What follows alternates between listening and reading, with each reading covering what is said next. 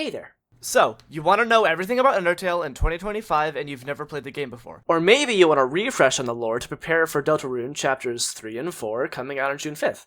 Don't worry, as someone who's played the game many times, I got you covered. So you play the game as a child who tripped and fell down a hole into a cave, what a fucking idiot, onto a bed of yellow flowers that totally don't have any lore importance at all. Luckily, there's a flower here that can tell you what to do. Howdy, I'm Flowey. Flowey the flower. You're new to the underground, aren't ya? Golly, you must be so confused. Someone ought to teach you how things work around here. I guess little old me will have to do. Ready? Here we go. See that heart? That is your soul, the very culmination of your being. Your soul starts off weak, but it can grow if you gain a lot of LV. What's LV stand for? Why, love, of course. You want some love, don't you? Don't worry, I'll share some with you. Down here, love is shared through little white friendliness pellets. Are you ready? Move around, get as many as you can. You idiot! In this world, it's kill or be killed! Why would anyone pass up an opportunity like this? Die! So it turns out Flowey was faking nice to lure you into a false sense of security only to attack you. What a dick. He throws a bunch of white pellets at you in hopes to kill you, but uh-oh! A fireball gets thrown at Flowey as it gets knocked off the face of the earth. Toriel walks into view. What a terrible creature, torturing such a poor, innocent youth. Do not be afraid, my child. I am Toriel from Undertale, caretaker of the ruins.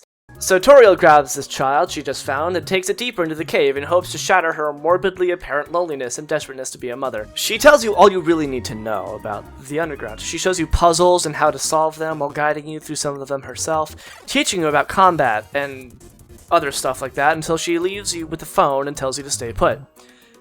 So clearly, you immediately journey through the ruins by yourself and meet your first monster, a Frogget, willing and ready to give you advice. Hey man, just so you know, if you act a certain way or fight until their health is low enough, then you can, spare a monster when their name turns yellow. It's actually pretty useful. Helpful advice indeed. So soon after you meet your second monster who initiates combat with you. This is America. Don't you know not to engage in combat with those that are armed? Alright, so anyway, about the game. Oh hey, that nice Frogget guy left. I wonder why. So you travel through the ruins, killing some monsters, spearing others, all's fair in the neutral route of Undertale.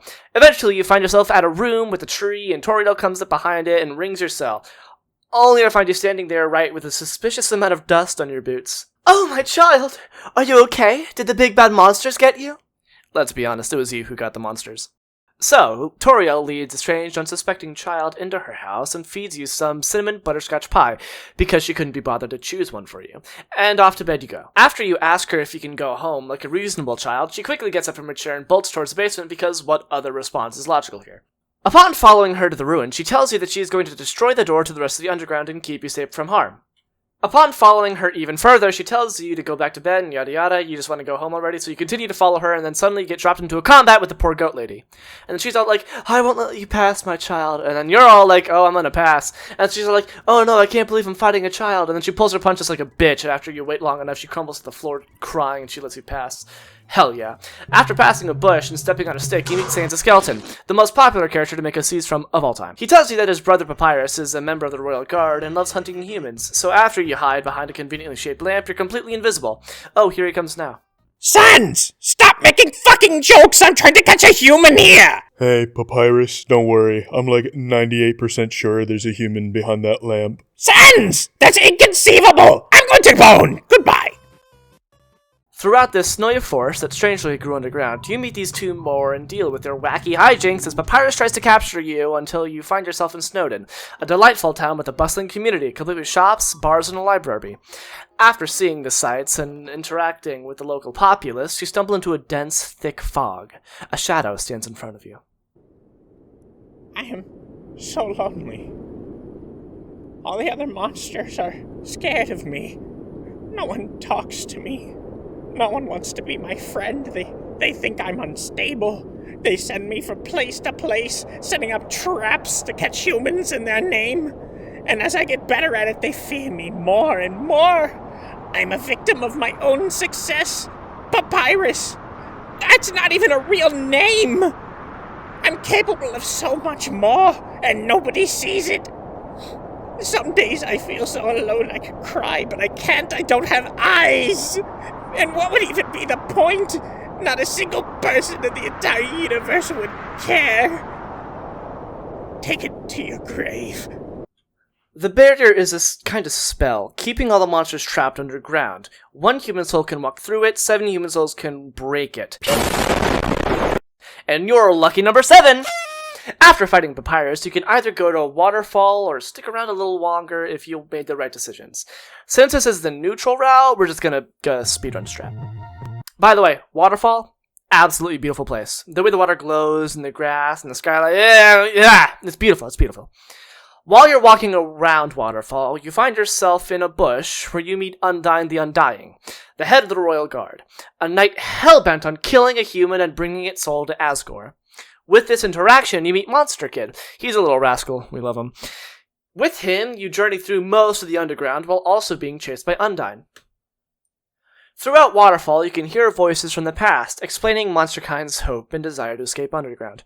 You also meet Gerson, a wise old turtle that spends his time as a shopkeeper. His wares aren't the main course here, though. Due to his old age, he has a great amount of knowledge on the history of Monsterkind. Soon enough, you approach the exit for Waterfall, you see Monster Kid again. Oh, hey, Monster Kid. Based on your decisions, you can either let him fall off the bridge or save him. And I don't know about you, but in every run except Genocide, I saved him. Now we approach the Undyne boss fight. She's actually really tough, and her shield mechanic is actually really complex, but fun. Though it is literally runaway simulator, essentially. Just keep running away from her, or kill her, and eventually you'll find yourself in Hotland. Undyne, being a fish, crumbles here. You can choose to give her water, but bitch, she tried to kill you! Burn, bitch! Boom! Alright, we're on like page 5 of the script, and this is going to be like 8 pages originally, but due to DELTARUNE coming out on June 5th, we're going to have to put 3 videos into one, so I'm going to speed through most of Neutral Route, since like no one plays it. One take wonder, here we go. Alright, you get into Hotland and you find a lab. The lab has a scientist in it. She's a lesbian dinosaur nerd who's also a torturer, but we don't talk about that. Anyway, so then Mettaton makes a grand entrance, oh yes, who is a robot TV host designed to kill you in particular, and throughout your entire trip throughout Hotland, you keep on being interrupted by Mettaton with wacky TV show hijinks like news reports or cooking programs. Oh, hi Muffet, we love Muffet here. Anyways, we're back to Alphys being a weird fangirl, wanting to be your best friend, ew, stalker, and then she keeps helping you fight Mettaton through a phone upgrade she gave you, and anyways, now we reach the core of the underground that powers literally everything, and Mettaton's there, and he has a sexy form. Yeah, I said sexy, I didn't stutter. I will fuck the shit out of that robot, man. Anyways, if you want to fight sexily enough, I'm not joking, if you fight sexy enough, Mettaton explodes so you can move on to the next area. I'm gonna avoid the somberness of the new home section because I'd rather say the important monster lore for my pacifist and genocide coverage. Then you reach Asgore. He's a sad middle-aged divorced man, but he killed a bunch of children, so he kinda deserves what's coming to him. So yeah, you fucking kill him or fight him enough till he's weak enough to spare, and then Flowey kills him if you don't, and then he grabs all the human souls that Asgore has been collecting and turns into Omega Photoshop Flowey. Wow, that's nightmare fuel. The boss fight is actually really fucking cool. You fight him and he keeps overwriting your save files and bringing you back, and the human souls rebel and heal you enough to give you determination to beat Omega Flowey in his own game. Hallelujah! And that's it. The game is over. The monster is defeated. You free the human souls and venture on through the barrier. After a while, Sans gives you a phone call. His dialogue changes based on how you play the game. Essentially, if you spared most monsters, he tells you things are uneasy but hopeful. If you killed a lot of monsters, he warns you about consequences. If you killed most monsters, he says, let's just say things get grim. And that's the neutral route. Yeah, it's really short compared to the other routes. In order to unlock more of the game, you actually have to do a lot. So let's get straight into Genocide Route. Here are the rules if you want to do a Genocide Route. 1. Kill every single enemy you ever encounter. 2. Hunt down random encounters over and over and over again until you get the "but nobody came" message. 3. Kill every boss without mercy. No sparing, no fleeing, full commitment. You trip and fall in the underground. A feeling of familiarity washes over you, despite you never having once stepped foot in it. You look above you and see that you can't get out the way you came in. Your only option is to move forward. Just after a couple steps, a flower crawls out of the ground. Oh boy! A human! Welcome to the,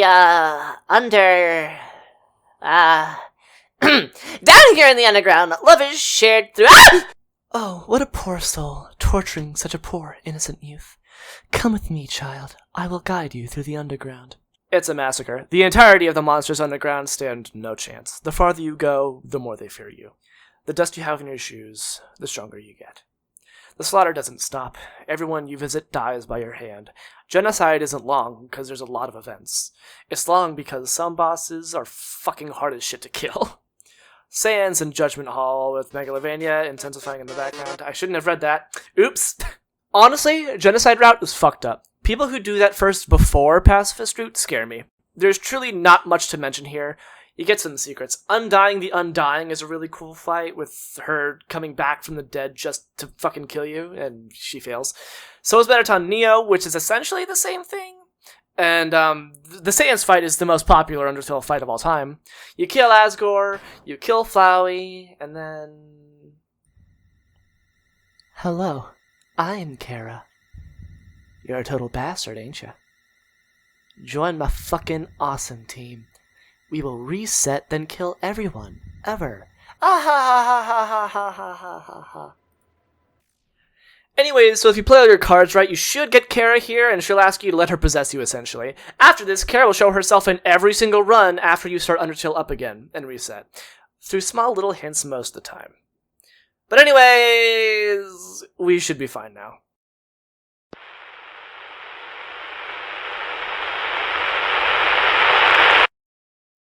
True Pacifist Route! Rules. Number 1, don't kill anyone. Doesn't mean that you'll get the passive sending, because you kill no one in neutral and still not get True Pacifist Route. Rule number 2, befriend Papyrus, Undyne, and Alphys fully. Number 3, date or hang out with Papyrus after sparing him. 4, hang out with Undyne after her battle. Go back and complete Alphys' True Lab section after beating neutral run. So, you follow me underground. It seems like a pretty okay place. Hey look, a flower! Hey there, kiddo, I'm Flowey. Flowey the flower. Die! What a disgusting creature, torturing such a poor, innocent youth. Come, child, it's time to live with me, forever! What? You want to not live with me until you die? Fuck, hold on! You can't go! You'll die! Please! Nuh-uh. Fuck you mean, nuh-uh! I don't want you to die! Okay, you can go. Hey, kid. It's me, Sans the Sansington. You should hide behind this funny lamp I found. A few minutes later. Hello, Sans! It's me, Papyrus, the Papyruston! Have you seen a human around here? Lamp. Ah, yes, thank you, Sans. Lamp, have you seen a human around here? Ah, yes! Thank you, Lamp. I will be on my way now. That was some pretty good lamp larping, kid. Beware, my brother. He's human obsessed, but don't you worry about a thing. He's harmless. Throughout the snowy part of the underground, you continue to meet Papyrus in his traps, which you easily pass because of Papyrus's own follies. Eventually, hold on. もしもし、ドナルドです。 Hello, can I speak to Wait a second. Is this the wrong number? Oh, it's the wrong number song. We're very, very sorry that we got it wrong. Oh, it's the wrong number song. We're very, very sorry that we got it wrong. That was weird. So you continue through the snowy underground, meeting any adorable monsters like Snowdrake, Dogamy and Dogaressa, Lesser Dog, and Greater Dog. Honestly, it's a great time. Sans, you fucking buffoon! Junior Jumble is clearly the hardest children's puzzle. Fuck you mean? That's just for baby bones. Crosswords is clearly the hardest. Sans? Oh my god, I will slap you! So shenanigans ensue, playing golf and getting inspired by frozen spaghetti. You finally approach Snowdon Town. Snowdon Town's residents are here and full of life. All of them are nice and welcoming. There's the inn, the shop, the library. After interacting with many monsters, you get to learn about them, their history, everything about monster kind. You get their side of the story. How they were just monsters struggling to coexist with humans. How racism constantly made it unlivable in the world until 7 great human mages locked monsters underground forever using a huge barrier.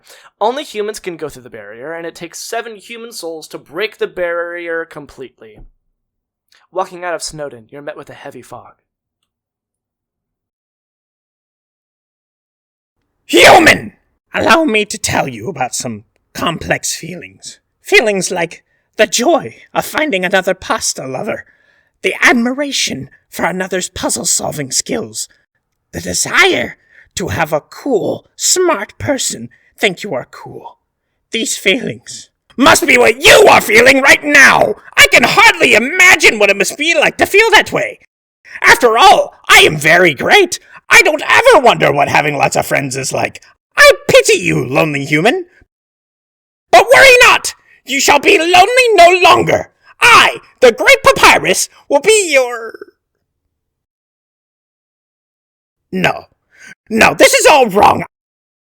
I can't be your friend. You are a human. I must capture you.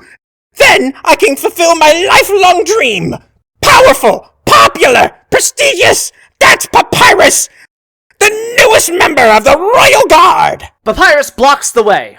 The fight with Papyrus is a surprisingly tough one. It depends on the person. My first time fighting him, I won first try. Stop the cap. Then, after a year, I revisited the game and struggled greatly with it. So, don't worry. You can't die in it, he doesn't kill you. Once you get low enough health, he just puts you in the shed and heals you up, ready to fight again. Once you beat him, he warns you that in order to get out of the underground, you need 7 human souls to break the barrier. But you could probably just ask Asgore to spare you and help break the barrier. He's such a softie. After sparing Papyrus, he invites you to his house in Snowdon. And how could you refuse? Once you hang out together, you learn more about him. His love of puzzles, spaghetti, struggle with an annoying dog. You share a moment together, and he calls you friend. With your bond with Papyrus solidified, you move forward into Waterfall, a quiet, mysterious part of the underground filled with echo flowers, old stories, and solemn tunes.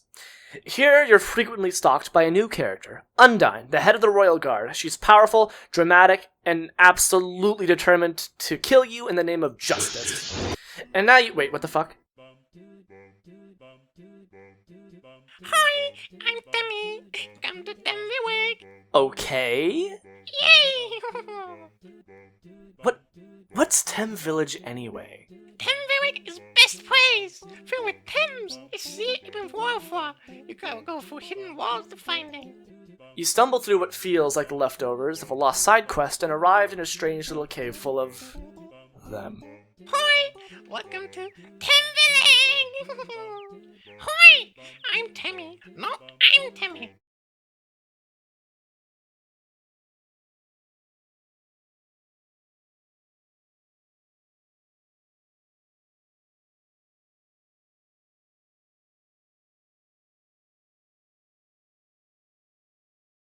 There's many fun parts of this world, and I won't cover everything on purpose. I think it's better for you to encounter all the finer details by yourself. Back to Undyne. You dodge your spears multiple times and have small encounters. At one point, Monster Kid walks with you, oblivious to your identity and obsessed with how cool Undyne is. Eventually, Undyne corners you and begins her boss battle. You block her attacks using the green soul power. You survive without killing her. After the battle, she collapses from the heat while chasing you through Hotland. You give her water, she recovers. After that, you can return to her house in Waterfall and hang out with her there. Papyrus helps mediate a bonding session. You train, cook spaghetti, and eventually become friends. Then, once you're done with that, you have to get to...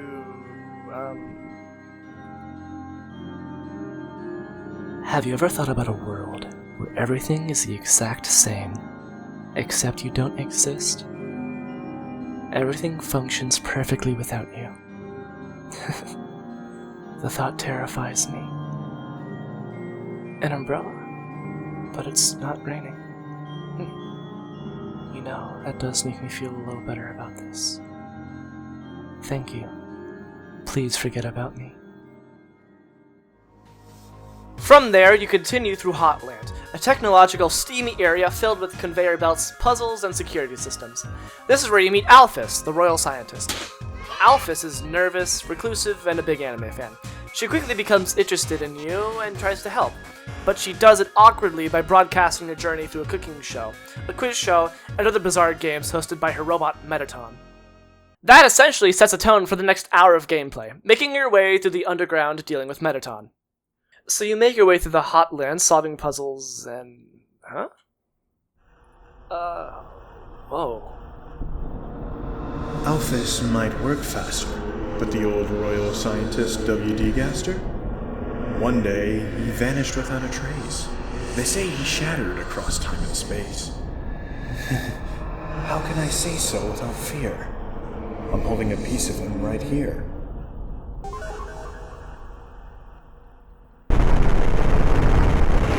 It makes sense why Asgore took so long to hire a new royal scientist.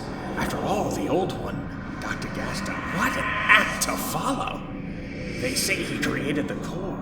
However, his life cut short.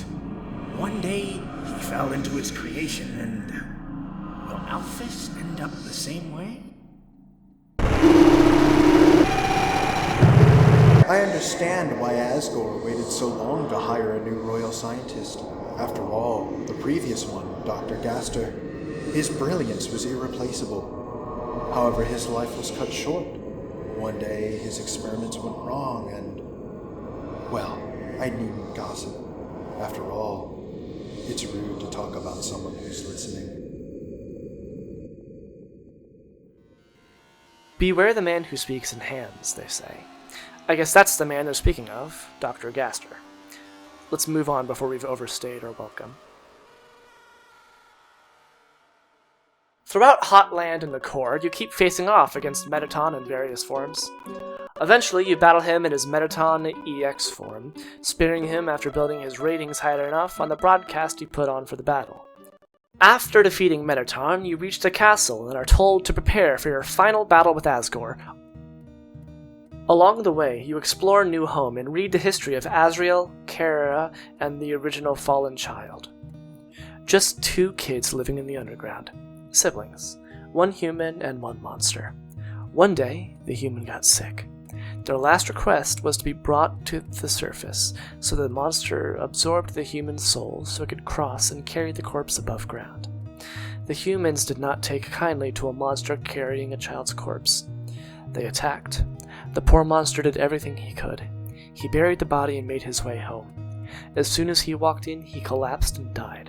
His dust scattered across the flowers in the king's dear flower bed. Sad stuff. Anyways, once you read Asgore's throne room, you are stopped by Flowey, who kills Asgore instantly. You spared everyone and befriended Undyne, Papyrus, and Alphys, then the conditions for the Pass sending are met. Flowey absorbs the 6 human souls and transforms into Photoshop Flowey, dragging you into the same battle as a neutral route. You survive through sheer determination, save all the souls, and defeat him. After defeating Flowey, if you spared him, you're prompted to reload your save. This is where the game continues in true Pacifist. You then get a call from Undyne about a letter for Alphys. You reach the lab to deliver it. This leads to a date scene with Alphys and a chain of events that culminates in unlocking the true lab. Inside the true lab, you discover the darker side of Alphys' experiments. Determination-infused monsters called the Amalgamates, failed attempts to bring fallen monsters back to life, and the truth behind Alphys' guilt. You explore the lab, read entries, and help the Amalgamates find peace, and eventually unlocking the exit. After exiting the True Lab, Alphys confronts her mistakes and decides to face her friends again. Everyone reunites. You return to the throne room. This time, instead of fighting Asgore, your friends intervene. Hello, friend! I caused this accidentally! Human, I remember your past pacifists. My wife left me. I believe in you, sweetie. Whoop his ass, fuckface! Hi! Idiots! The lot of you! Check this shit out! Flowey tries to interfere again, absorbing the souls and turning into Azrael Dreamer, the son of Asgore and Toriel, reborn as a god. The final battle begins. Azrael uses dazzling cosmic attacks worthy of being put in a 2012 MLG meme compilation. You survive, not by fighting, but by saving each of your friends' souls from within him, by reaching out to your interactions and connection with them, and by doing so, they break free of the terrible Azrael Dreamer. Finally, you save Azrael himself. Azrael reverts to a child, admits everything, and breaks the barrier with the power of the souls. The barrier is destroyed. Everyone is free. Azrael stays behind. You exit the underground with your friends into the sunlight. Toriel asks if you'd like to live with her. The credits roll, and your journey is complete. And that's it! That's the entire story of Undertale in 15 pages of script. I finished this on May 20th, the day of recording, and now I have less than a month to edit this entire video. God save me. Wait.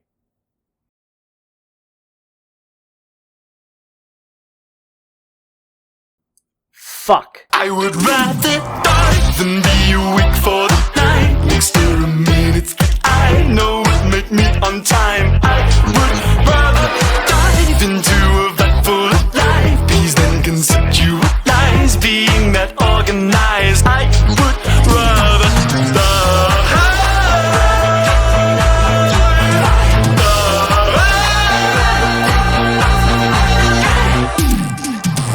I don't feel sacrifice. Don't make me a martyr.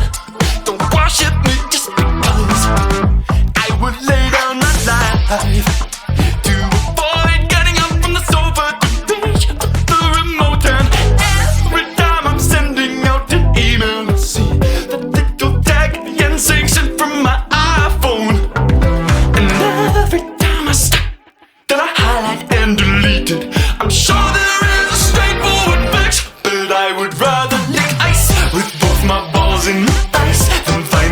heating up my phone, which would turn it off. Rather have my nephew's diaper as a drink than be slightly forward thinking. Not nice to future me, but